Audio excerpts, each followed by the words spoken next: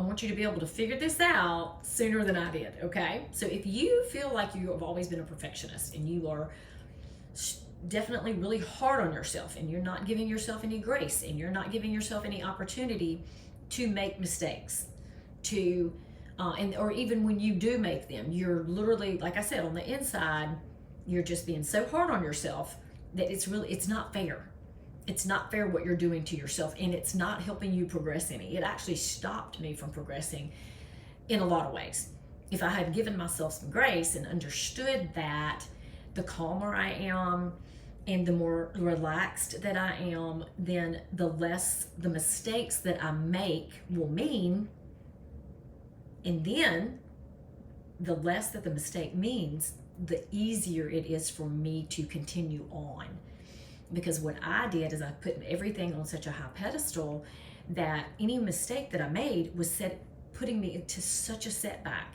I was beating myself up so much that it was like I couldn't move forward after that because I was so mad at myself for making that one little mistake. And that mistake was not even that big of a deal, but it was destroying me on the inside and it was causing me to stay stuck where I was.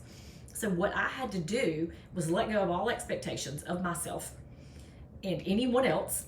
I had to let go of all those expectations and move forward and just be really relaxed, which was really hard for me to do. It has taken me so much time to be okay with not all this nervous, anxious energy in the room with me. It was like I had to literally get rid of every bit of that, calm it down to nothing, and feel basically just numb for a while, build myself back up in a way that was pleasing to me, not to other people, not to anyone but me. I had to figure out what was pleasing for me and my body and how I could function at my best and highest level.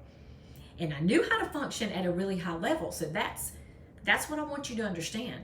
I was functioning at a high level, but at the rate I was going, it was going to take me into illness, sickness, health problems because of the lifestyle and the way that I chose to climb that ladder and do the things that I was doing.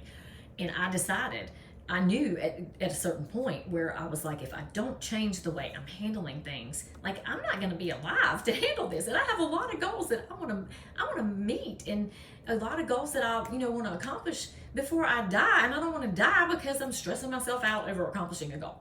So if that sounds like you, then I would love to help you work through this. The things that I love to help people work through are the things that I've went through myself. So real quick, what you need to do is you have to find someone to follow. Find someone that talks about this kind of stuff, follow them, listen to them, help yourself get rewired and get on track.